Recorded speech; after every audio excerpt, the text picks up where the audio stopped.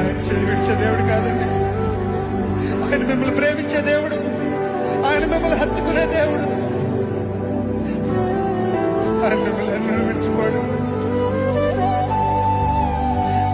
నువ్వు ఇంకా దూరంగా వెళ్తున్నావా, నువ్వు ఇంకా దగ్గరకు వస్తాడు.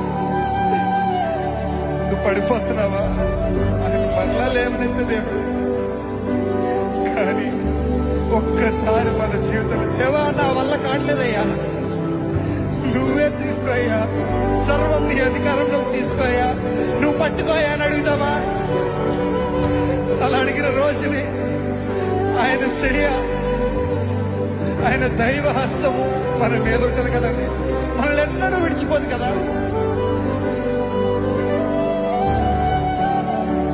అందుకే నీతో నేను చేస్తాను కాలము,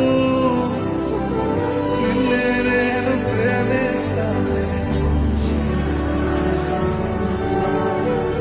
లోకంలోనే అది శూన్యమయ్యా, నువ్వు మాత్రమే మిగిలవయ్యా. దేవుడు కాదు.